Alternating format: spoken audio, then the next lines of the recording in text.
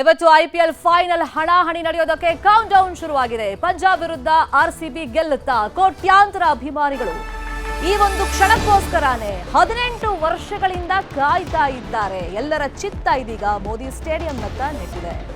ಆರ್ಸಿಬಿಯ 18 ವರ್ಷಗಳ ಕನಸು ಈಡೇರೋದಕ್ಕೆ ಇನ್ನು ಬಾಕಿ ಉಳಿದಿರೋದು ಒಂದೇ ಒಂದು ಮೆಟ್ಲು. ಪಂಜಾಬ್ಗೂ 18 ವರ್ಷಗಳಿಂದ ಗೆಲ್ಲುವಂತ ಕನಸಿದೆ. 4 ಬಾರಿ ಫೈನಲ್ ಅನ್ನ ಆರ್ಸಿಬಿ ತಲುಪಿದೆ. ಆದರೆ ಕಪ್ ಮಾತ್ರ ಎತ್ತಿ ಹಿಡಿದಿಲ್ಲ. ಆರ್ಸಿಬಿ ಅಂದ್ರೆ ಒಂದು ಟೀಮ್ ಮಾತ್ರ ಅಲ್ಲ, ಅಭಿಮಾನಿಗಳ ಪಾಲಿಗೆ ಒಂದು ಎಮೋಷನ್. ಅದು ಈ 18 ಅನ್ನೋ ನಂಬರ್ ಇದೆಯಲ್ಲ, ಈ ಸತಿ ಆರ್ಸಿಬಿ ಪಾಲಿಗೆ ಒಂದು ಲಕ್ಕನ್ನ ತರುತ್ತೆ ಅನ್ನೋ ಲೆಕ್ಕಾಚಾರ ಇದೆ. 18ನೇ ಆವೃತ್ತಿಯ ಐಪಿಎಲ್, ವಿರಾಟ್ ಕೊಹ್ಲಿ ಅವರ ಜೆರ್ಸಿ ನಂಬರ್ 18, ಜೊತೆಗೆ ಇವತ್ತಿನ ಡೇಟ್ ಅಷ್ಟು ಟೋಟಲ್ ಮಾಡಿದ್ರೆ ಬರೋದು 18. ಹಾಗಾಗಿ ಇವತ್ತಿನ ಮ್ಯಾಚ್ನಲ್ಲಿ ಆರ್ಸಿಬಿ ಕಪ್ ಗೆದ್ದೇ ಗೆಲ್ಲುತ್ತೆ ಅಂತ ಹೇಳಿ ಅಭಿಮಾನಿಗಳು ತವಕದಲ್ಲಿದ್ದಾರೆ. ಇನ್ಫ್ಯಾಕ್ಟ್ ಸೆಲೆಬ್ರೇಷನ್ಗೆ ಎಲ್ಲಾ ರೀತಿಯ ಪ್ಲಾನಿಂಗ್ ಆಗ್ತಾ ಇದೆ. ದೇವರ ಮೊರೆ ಹೋಗಲಾಗಿದೆ. ಈ ಸತಿ ಕಪ್ ನಮ್ಮ ಪಾಲಾಗಬೇಕು ಅಂತ ಹೇಳಿ ಅಭಿಮಾನಿಗಳು ಶುಭ ಹಾರೈಸ್ತಾ ಇದ್ದಾರೆ. ಅಭಿಮಾನಿಗಳ ಜೋಶ್ ಹೆಂಗಿದೆ, ತಯಾರಿ ಹೆಂಗ್ ಮಾಡ್ತಾ ಇದ್ದಾರೆ, ಪ್ರಾರ್ಥನೆ ಫಲಿಸುತ್ತಾ, ಈ ಬಗ್ಗೆ ಮಾಹಿತಿಯನ್ನ ಕೊಡ್ತಾ ಹೋಗೋದಕ್ಕೆ ನೇರ ಸಂಪರ್ಕದಲ್ಲಿ ಕನೆಕ್ಟ್ ಆಗಿದ್ದಾರೆ ನಮ್ಮ ರಿಪೋರ್ಟರ್ ಆಶಿಕ್ ಮುಲ್ಕಿ. ಆಶಿಕ್, ಒಳ್ಳೆ ಫಾರ್ಮಲ್ ಟೀಮ್ ಇದೆ. ಅಂದ್ರೆ ಆರ್ಸಿಬಿ ಅಂದ್ರೆ ಒಂದು ಟೀಮ್ ಮಾತ್ರ ಅಲ್ಲ, ನಮ್ಮ ಪಾಲಿಗೆ ಎಮೋಷನ್ ಅಂತ ಅಭಿಮಾನಿಗಳು 18 ವರ್ಷದಿಂದ ಇವತ್ತಿನ ದಿನ ತನಕ ಕಾಯ್ತಾ ಇದ್ರು ಕಪ್ ಎತ್ತಿ ಹಿಡಿಬೇಕು ಅಂತ. ಈ ನಿಟ್ಟಿನಲ್ಲಿ ಅಭಿಮಾನಿಗಳ ಜೋಶ್ ಹೆಂಗಿದೆ, ಟೀಮ್ ಬಗ್ಗೆ, ಆ ಫಾರ್ಮ್ ಬಗ್ಗೆ ಮಾತಾಡ್ತಾ ಹೋಗೋದಾದ್ರೆ ಆಶಿಕ್. ಖಂಡಿತ ಶರ್ಮಿತಾ, ಇವತ್ತಿನ ಪಂದ್ಯ ಬಹಳ ಹೈ ವೋಲ್ಟೇಜ್ ಪಂದ್ಯ.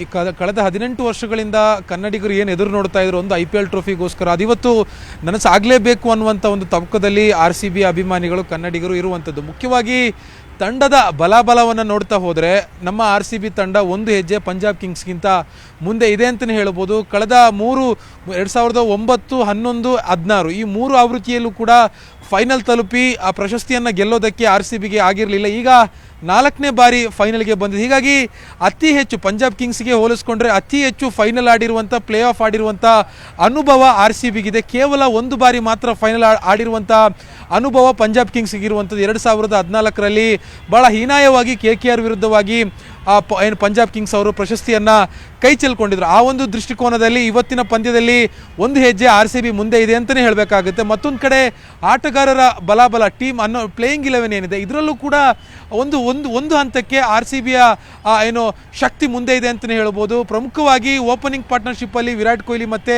ಫಿಲ್ ಸಾಲ್ಟ್ ಅವರು ಈ ಟೂರ್ನಿ ಉದ್ದಕ್ಕೂ ಕೂಡ ಕಳೆದ 15 ಪಂದ್ಯದಲ್ಲಿ ಭಾಳ ಅದ್ಧೂರಿಯಾಗಿರುವಂಥ ಓಪನಿಂಗನ್ನು ಟೀಮ್ಗೆ ಕೊಟ್ಟಿರುವಂಥದ್ದು. ಮತ್ತೆ ಕಡೆ ಬಾರಿ ಇವತ್ತು ಕೂಡ ಅದೇ ರೀತಿಯಾಗಿರುವಂಥದ್ದು ಓಪನಿಂಗ್ ಬಂದರೆ ಅದು ಎಷ್ಟೇ ದೊಡ್ಡ ಟಾರ್ಗೆಟ್ ಆಗಲಿ ಅಥವಾ ಮೊದಲು ಬ್ಯಾಟಿಂಗ್ ಮಾಡಿದ್ರೆ ಎಷ್ಟೇ ಟಾರ್ಗೆಟನ್ನು ಪಂಜಾಬ್ ಕಿಂಗ್ಸ್ಗೆ ಏನು ಕೊಡೋದಕ್ಕಾಗಲಿ RCBಗೆ ಸಾಧ್ಯ ಆಗುತ್ತೆ. ಮತ್ತು ಮಿಡಲ್ ಆರ್ಡರ್ನಲ್ಲಿ ಒಬ್ಬೊಬ್ಬರು ಕೂಡ ಒಂದೊಂದು ರೀತಿಯಾಗಿರುವಂಥ ಆಟವನ್ನು ಒಂದೊಂದು ರೀತಿಯಾಗಿರುವಂಥ ಸಂದರ್ಭದಲ್ಲಿ ಸರ್ಕಮ್ಸ್ಟಾನ್ಸಸ್ಸಲ್ಲಿ ಕೊಡುಗೆಯನ್ನು ಕೊಡ್ತಾ ಬಂದಿರುವಂಥದ್ದು. ಇದುವರೆಗೂ ಕೂಡ 18 ಆವೃತ್ತಿಯ IPLನಲ್ಲಿ ಮಾಡದೇ ಇರುವಂಥ ಒಂದು ದಾಖಲೆಯನ್ನು ಈ ಬಾರಿ 2025ರ IPLನಲ್ಲಿ RCB ಮಾಡಿರುವಂಥದ್ದು. ಯಾವ ಆವೃತ್ತಿಯಲ್ಲೂ ಕೂಡ ಒಂದು ತಂಡದ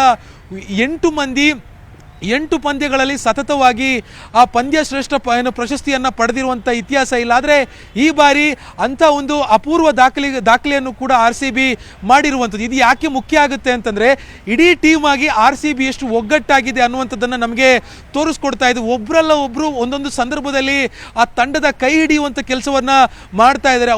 ಓಪನಿಂಗಲ್ಲಿ ಫಿಲ್ ಸಾಲ್ಟ್ ಸೋತ್ರೆ ವಿರಾಟ್ ಕೊಹ್ಲಿ ಮಾಡ್ತಾರೆ. ಮಧ್ಯಮ ಕ್ರಮಾಂಕದಲ್ಲಿ ಏನು ರಜತ್ ಪಟಿದಾರ್ ಮಾಡ್ತಾರೆ. ಮೊದಲು ದೇವದತ್ ಪಡಿಕ್ಕಲ್ ಮಾಡ್ತಾ ಇದ್ರು. ಅವರು ಇಂಜುರಿಯಾಗಿ ಹೊರಗೋದಂಥ ಸಂದರ್ಭದಲ್ಲಿ ಮಯಾಂಕ್ ಅಗರ್ವಾಲ್ ಕನ್ನಡದ ಹುಡುಗ ಯಾವ ರೀತಿಯಾಗಿ ಪರ್ಫಾರ್ಮೆನ್ಸ್ ಮಾಡ್ತಾರೆ ಅನ್ನುವಂಥ ಒಂದು ಆತಂಕ ಇತ್ತು. ಅವರು ಕೂಡ ತಮ್ಮ ಬ್ಯಾಟ್ನ ಮೂಲಕ ಉತ್ತರವನ್ನು ಕೊಡುವಂಥ ಪ್ರಯತ್ನ ಮಾಡಿದ್ರು. ಕಳೆದ ಪಂದ್ಯದಲ್ಲಿ ಜಿತೇಶ್ ಶರ್ಮಾ ಅವರ ಅದ್ಧೂರಿಯಾಗಿರುವಂಥ ರನ್ ಹೊಳೆಯನ್ನು ಹರಿಸುವ ಮೂಲಕವಾಗಿ ನಾನು ಕೂಡ ತಂಡಕ್ಕೆ ಕೊಡುಗೆ ಕೊಡೋದಕ್ಕೆ ಸಾಮರ್ಥ್ಯನಿದ್ದೀನಿ ಅನ್ನುವಂಥದ್ದು ಸಂದೇಶವನ್ನು ಇಡೀ ಜಗತ್ತಿಗೆ ಸಾರಿದ್ರು.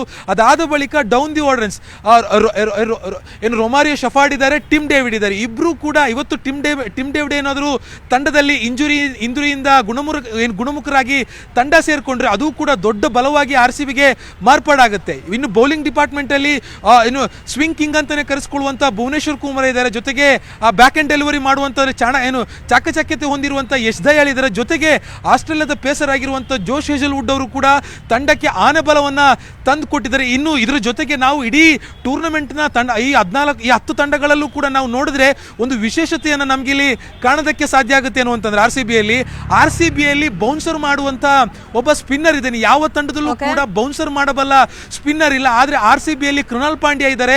ಅವರು at a time off cutter ಮಾಡಬಲ್ಲರು, ಜೊತೆಗೆ ಬೌನ್ಸರ್ ಕೂಡ ಹಾಕಬಲ್ಲ ಸಾಮರ್ಥ್ಯವನ್ನು. ಹೀಗಾಗಿ ಎಲ್ಲಾ ಡಿಪಾರ್ಟ್ಮೆಂಟ್ ನಲ್ಲೂ ಕೂಡ ಒಂದು ಬಲಿಷ್ಠವಾಗಿರುವ ತಂಡವಾಗಿ ಆರ್ ಸಿ ಬಿ ಈ ಬಾರಿ ಕಣಕ್ಕಿಳಿತಾ ಇರುವಂತದ್ದು ಶರ್ಮಿತಾ. Thank you Ashiq. ಈ ಕ್ಷಣದ ಮಾಹಿತಿಯನ್ನು ಕೊಡ್ತಾಗೆ ಒನ್ಸ್ ಅಗೇನ್ RCBಗೆ ಗುಡ್ ಲಕ್ ವಿಶ್ ಮಾಡ್ತಾ ಮುಂದಿನ ಸುದ್ದಿ.